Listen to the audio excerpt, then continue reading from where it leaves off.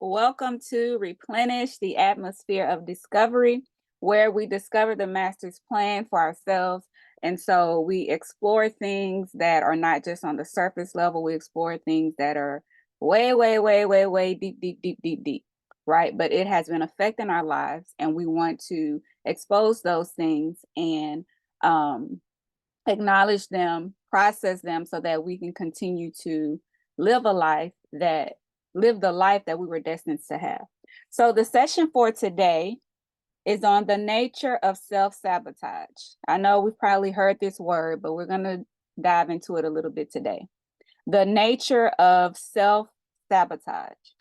So self-sabotage is an intentional action or lack of action that hinders your progress and stops you from accomplishing your goals. Okay. Self-sabotage is an intentional action or lack of action, right? Because sometimes it's not what we're doing, is what we're not doing that can actually sabotage us, right? So, how often have we pointed the finger and blamed everybody else, but it's really what we've done or what we haven't done that has landed us in the situations that we're in, right? Has it been our disobedience, our unwillingness to follow someone else's lead? Has it been our stubbornness, right? Or our unwillingness to admit that we don't know something that has gotten our lives to this point? Okay, I can tell you what it's not. It's not your lack of ability, right? What you are experiencing, the life you have now, and the parts that are unfavorable, it is not because you lack the ability to make something different happen, right? Because God would not tell you to do something that He did not already put in you or didn't put the people around you to make it come to pass, okay? So it is not because of your lack of ability the reason why you can't cause change. Okay. When you think about becoming God's version of yourself, that includes doing the things that He's telling you to do the way that He designed for you to do them, not the way that always feels comfortable, right? And definitely not when you want to do it, right? Or when you feel like it's the right time. Okay. And that means that your light has to shine even with the areas that you feel you're weakest in. Okay. Do you know that your weak areas, they become a strength to somebody when God wants it to shine? Okay. So when God wants your weak areas to shine, you can't say, no, I'm uncomfortable with that, because when He wants it to shine, your weakness becomes a strength. Okay. What you may call a deficiency, God will use it. He will transform it into a powerful tool that propels your visibility and your influence in the earth. Okay. That's why we can't reject criticism, because sometimes that helps cause us to be visible, cause us to have influence. Okay. A lot of times we only want God to use the parts that we pick, right? And some of the parts that we pick is not even us. It's made up. It's made up of other people's personalities and other people's character, right? It's not even us. The parts that we want God to pick to shine. Okay. And so I want to speak about how we can sabotage ourselves and end up rejecting the very things that we desire because it's not packaged the way we want it to be, because it's not coming through the person that we want it to come through, because it's not the job we wanted, because it's not coming at the time that we think it should come. We are rejecting the things that we are desiring. And so we have these behaviors that we commit to that not only diminishes our original design, but it ends up sabotaging the life that has been destined for us and the generations that are coming behind us that are depending upon us, right, to be exactly who we need to be. So your actions or your lack of actions is not just for you. It's for the people you're called to, it's for your children and your children's children. Things that you do now, things that you say now affects those to come. Okay. And so let's begin to understand the nature of self sabotage. Most self sabotaging behaviors occur because of an injury. Most self sabotaging behaviors occur because of an injury, right? And an injury is something that has caused damage or harm to you or someone close to you, okay? An injury is some form of injustice, which means it's a lack of fairness, okay? There was something done towards you intentionally that you saw, that you heard, that you felt that was not fair or that you perceived was not fair, okay? That's what an injury is, okay? Injuries to your body, to your mind, and to your spirit can cause real damage to your self-esteem. It can cause damage to your moral compass. It can cause damage to your faith and your belief system, right? Injuries that have happened to your body, your mind, or your spirit can cause damage to your perceptions and your thinking processes. Okay.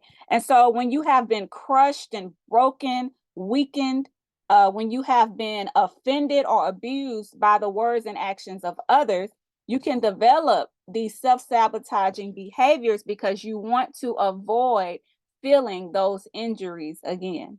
Okay. And remember, the injury can happen to your body, to your mind, or to your spirit. Right. And so you develop these self-sabotaging behaviors to avoid feeling that injury again. Okay. However, when you process those feelings, when you acknowledge those injuries and you overcome their power over you, you're more likely to no longer operate from a place of fear and injustice, right? You will use those experiences that you've had to deepen your passion. You will use those experiences to grow your awareness to the ways of the world around you. You will use those experiences as moments to teach others that, hey, you can overcome this. You don't have to become this, you can overcome this. Okay. And so we're gonna give you some of the things that self-sabotaging people feel and what they do. Okay. So a self-sabotaging person has a fear of success. Okay. Fear of success is fear of achieving an accomplishment, right? And so often people won't even make goals for themselves, right? They run from anything attached to their purpose because of fear. They fear the responsibility to achieve and to succeed, right? Because there's a responsibility you have of accomplishing the goals. There's things you have to do, there's goals you have to meet, right? And so they fear the responsibility to succeed. They are afraid of feeling fulfilled because of fear. And you overcome this by you make small goals, right? And you push past that desire to procrastinate or to sabotage it. You have to really get yourself used to achieving something. You have to get used to prospering.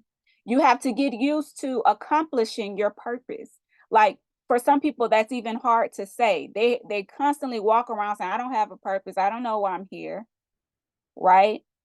But it has been shown to you. Your purpose will show up in your face. Okay. But you'll look the other way, you'll run, you'll hide. Sometimes it calls you by name. Someone will come to you and say, hey, can you do this for me? And you know it's in you to do it, but you self-sabotage because you fear success. Okay. Another fear that a self-sabotaging person has is the fear of the unknown. Okay. This is where sometimes that controlling aspect come in, right? Because unpredictable situations cause anxiety. You fear the outcome that cannot be measured, so you try to intimidate, manipulate, or dominate in order to know for sure what the result will be because you fear the unknown. Okay. This is also the reason for the fear of change because you don't know how it's going to happen. You want to know exactly how it's going to happen, what time, right? This is where you trust in God, right? Your trust in God has to stand up in this moment so that you stop relying on just yourself, just your measurement of what things are going to be, right? When you have an idea of what will happen, your brain prepares your body and your mind for an effective outcome, right? But when you don't know, it takes more planning, right? And we want it to be easy to see. We want it to be easy to do. We want to know the steps ahead before we take the step. But that's not how life is. Sometimes you have to make a decision quickly. And you cannot allow the fear of change or the fear of the unknown to cause you not to think and process things quickly so that you can make that decision. Okay. We don't like to work our brains that hard, right? We want our brains to just automatically work and function. But it's something that has to be taught. It's something that has to be learned. If you just stay around the same thing, you never learn, you never grow. That's the same state that your brain will stay in, right? If you never teach your child their ABCs, they won't learn them, right? You have to teach them the ABCs. You have to teach them the sounds that it makes. You have to teach them how to put the sounds of the letters together to make the words, right? If you never do that, they will never read. They will never know that what the shape of an A is, right? And so our brain, our awesome processing, is an awesome processing tool, but we are responsible for the input, right? And the output. Okay. And so I want to urge you to walk through the valley sometime. How many of you have been through these valley walks, right? Where you don't know what's going to happen, or where your help is going to come from. If you've been through enough valley walks, then you know there's nothing to fear but the Lord, right? He's the Lord over evil too, right? Evil must submit to the one that we serve. And so when we walk through those valleys, we know that we can fear no evil, right? The unknown is not so scary if you truly can put your trust in the Lord. And so you get rid of the fear of the unknown by obtaining information, by gaining knowledge. And until you get those visible facts, you have to be solid on the invisible fact that the Lord is with you, right? And so if it's something you don't know that you need, go get the information. But until you go get the information, be solid on the fact that the Lord is with you, okay? Another fear that a self-sabotaging person has is fear of rejection, okay? Fear of not being accepted or approved. Okay, rejection causes you to protect yourself from disappointment and pain by running away, by not setting boundaries, right? By not doing things that will bring about any form of criticism or judgment. Okay, you have to acknowledge the rejection and acknowledge the feelings associated with the rejection, and then focus on how you will remove that rejection's ability to influence your life, right? Rejection can be real, it can be imagined, or it can be remembered.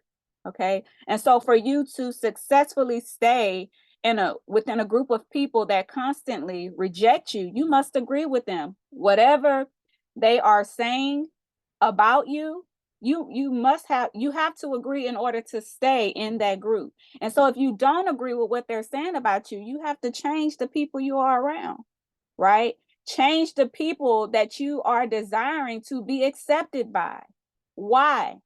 And most of the time, the reason why is because we've put them on a pedestal, right? It's not that they're good people, but because we've maybe counted their degrees, or counted their ability to communicate, or counted their charisma. We've placed value on people, and therefore we want to be in their circle. But if these people are rejecting you, this is not the group that you're supposed to be with. Okay. The next fear that self-sabotaging people have is fear of judgment. Okay, which works with the fear of rejection. Okay, this comes when you fear, again, not being accepted by somebody's judgment of you. Okay, it causes you to settle for the bare minimum because you don't want to be judged. You don't want to take a risk and do something that's going to cause someone to judge your action, or cause someone to judge your work, cause someone to judge your ability. Okay, fear of judgment and rejection will stunt your growth emotionally, economically, and spiritually. Okay, most successful, happy people have already overcome these fears of rejection and these fears of judgment. And so to overcome this, you must first accept yourself. If you have not accepted yourself, you will still suffer from rejection and judgment. Okay. You have to get rid of the other forms of you that you conjured up in order to be more acceptable to people. Okay. Like I said, it's mostly our perception that does this. We see someone and we measure them, and we always put ourselves beneath them, right? That's because of an injury that you had. That's because someone else put you beneath them before, and you remember how that felt. And so now you've become comfortable with being beneath. You're beneath everybody. Everybody is above you. Everybody's better than you, right? But God could have given you that same ability, but because of the fear of rejection and the fear of judgment, you refuse to act. Okay, you decided to be disobedient to what your actual purpose is. Another thing that self-sabotaging people have is low self-esteem, and this goes with all of the other ones as well. Feelings of worthlessness and even self-hatred can come from being rejected, ignored, and abused. Okay. If you don't have confidence in yourself, or if you don't feel worthy, then you will sabotage the opportunities that are presented to you. Okay. Something has happened that has changed your sense of value in you. Do not ignore it. You can't ignore it away. I mean, if you've been listening to these sessions, we know how powerful thought is. We know how powerful our brain is. You can't ignore it away. You can repress it, but it's going to come up when another feeling triggers that. Okay. Something has happened that has changed your sense of value in you. And so you have to get to know you and begin to value your feelings and your opinions enough to stand up against those that devalue you. Okay. Your thoughts of yourself have to be able to stand when somebody is telling you all of these things about you. You have to be able to have enough confidence in yourself to know who you are, that it does not affect you and cause you to agree, which means that if you agree with them, that means you're validating what they're saying. That means you are consenting to whatever they're saying. Right. And when you start consenting, it's not long before you actually become what they are telling you. Okay. So even if somebody is saying stuff, don't agree with it, don't receive it. Right. Sometimes we may not say anything, but what they said is still on our minds. And our spirit has received their insult. We agree with it inwardly, right? And we internalize what they said until we become what they said. Okay.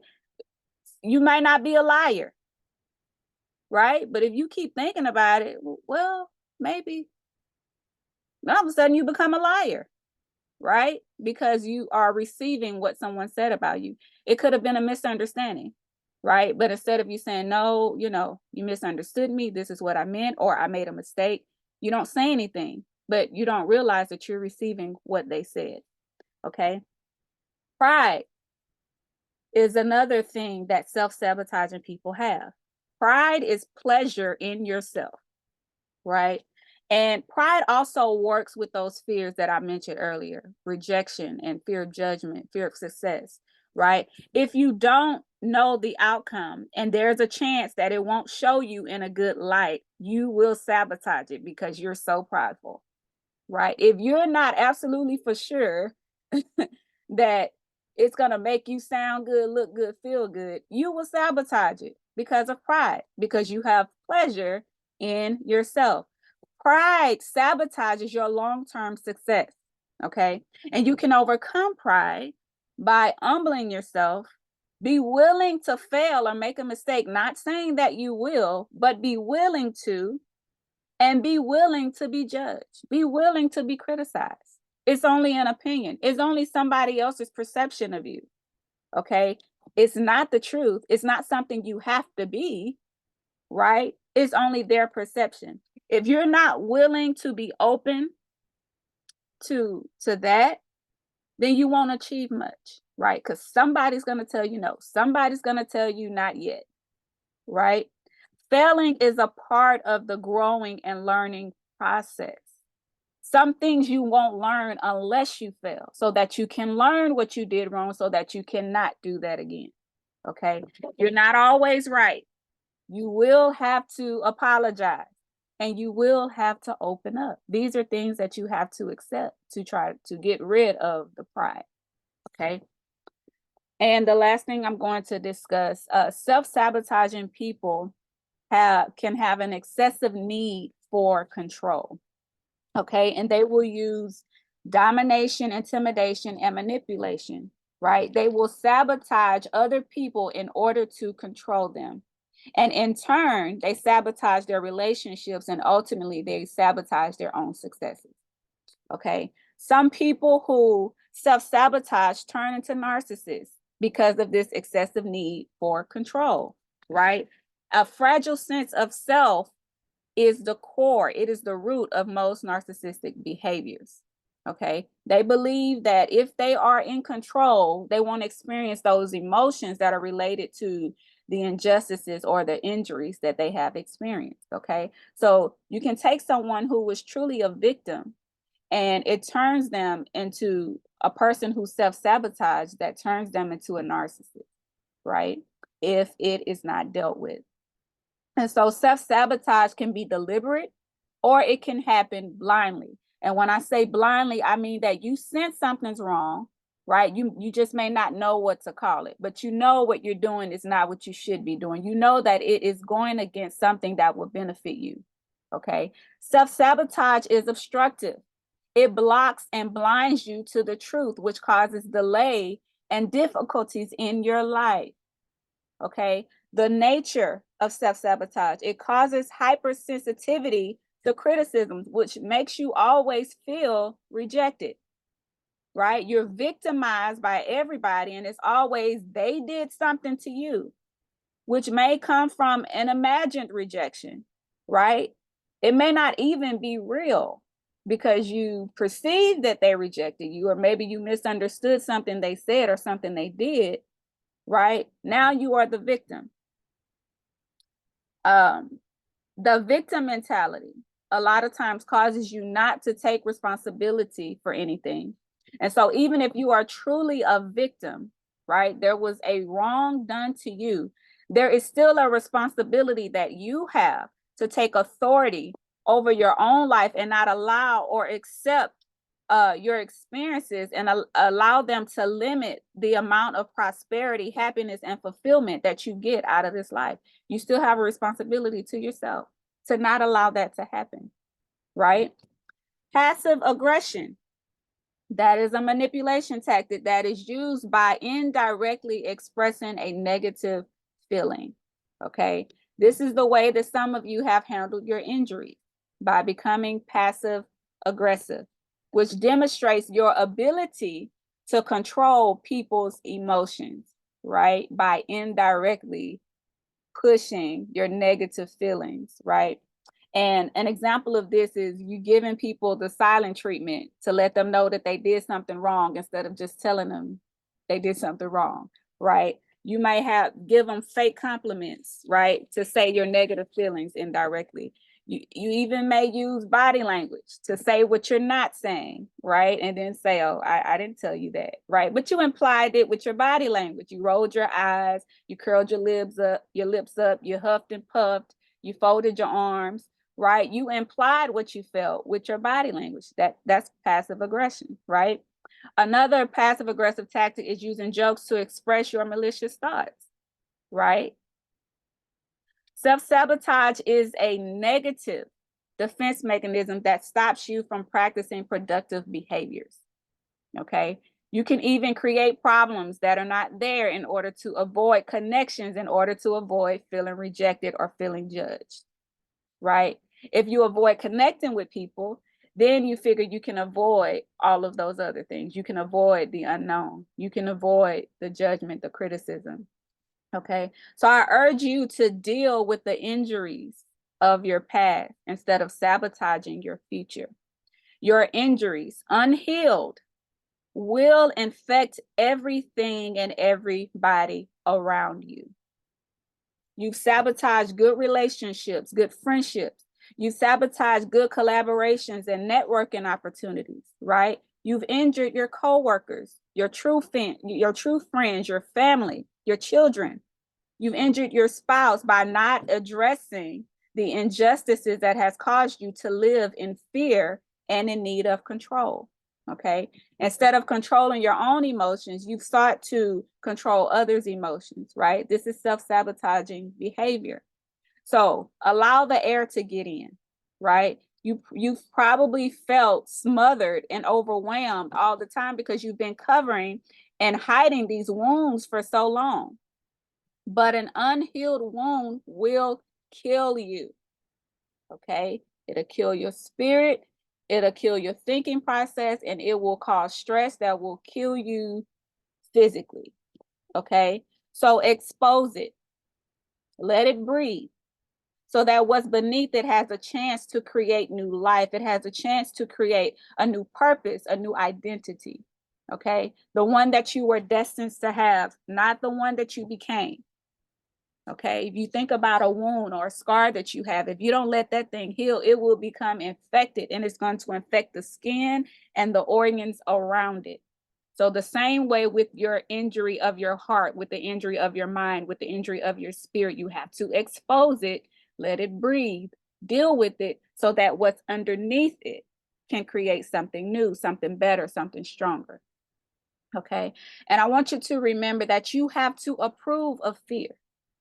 You have to give it your consent to torment you, to cause anxieties, to cause worry, to cause stress. Okay. You have to validate your feelings of rejection and abandonment in order for it to be accepted by you. So if you stop consenting to those negative emotions in a way that blocks your access to a more positive life, then you will receive and recognize those positive emotions that you didn't even know you were allowed to have. Some of you have yet to give yourselves permission to feel joy. You don't even give yourself permission to be satisfied or to be happy. You don't even know what that feels like, because every time you begin to feel it, because you've never known what it felt like, and you have fear of the unknown and fear of the rejection and fear of the abandonment and the judgment and all of these things, you reject it because you don't know what it feels like. Give yourself permission to be happy, to be successful, right? To feel joy, to be satisfied. Okay. Build your esteem. Become the image that you were created to be. Overcome the fears from the injuries to your heart, your mind, your body, and your spirit. You are only inferior if you agree that you are. You're only worthless if you agree that you are. So stop agreeing with these thoughts. You may feel that way for a moment, but it's not who you are. It's a feeling that must be managed. And you manage your feelings by your thinking. What are your thoughts, right? If your thoughts constantly keep you feeling depressed, constantly keep you feeling stressed out or overwhelmed, you have to change what you're thinking in order to not feel those things. Okay? Stop thinking about what difference does it make if you live or die. Some people are trying to kill themselves on purpose, naturally, right? Stress can kill you, and you know that, right? Worry can kill you, and you know that. And you're trying to worry your way into the grave. You're trying to stress yourself into the grave, right? It makes a difference to the people that you're called to. It makes a difference to your family. And it may not be your family by blood, but it may be the family you haven't met yet that's going to accept you, right? Just because the wrong people don't accept you, don't you dare subscribe to their measure, their value of you, right? Find your people, find your purpose, find your true self. And when you find it, stop looking at and thinking about and reasoning with the old stuff, right? Because if you keep looking back at the old stuff, you're going to go back in that direction, right? Self-sabotage season is over. It is time to bloom into the new season of acceptance, accountability, and accomplishments. So now that you know the nature of self-sabotage, I want you to think about if you have any of these behaviors, right? Don't be so willing to sacrifice your own success for this false sense of comfort or safety, right? You could feel safe and never live. Okay. We're so comfortable with feeling low, with feeling worthless, that we refuse to take even one step towards freedom, towards feeling the joy that we're supposed to feel. Right. So that concludes our session for today. I want to end with our statement, which says, this feeling is temporary. If you were self-sabotaging yourself, you can stop, right? It's just a process. Face your disappointments in yourself and in others. Some stuff is your fault, right? Take accountability for that. It was a bad decision, but you can make it better. You can make a change. You can change the outcome. Your life is more than the sum of your hard experiences. Your life is more than the sum of your pain, of your rejection, of your abandonment, right? Your life is more than the sum of your failures. You can still climb that mountain or command it to move. You will live again. Your happiness is not determined by what is happening now, right? Because you might be in the middle of that process. Your happiness is determined by what will happen later, right? What you do with this moment is imperative to you understanding why you needed to go through it, why it had to happen to you. And after that, you will see that it happened for you, right? Because all things work for our good, even our failures, even our mistakes, even the pain, right? It all will work for our good.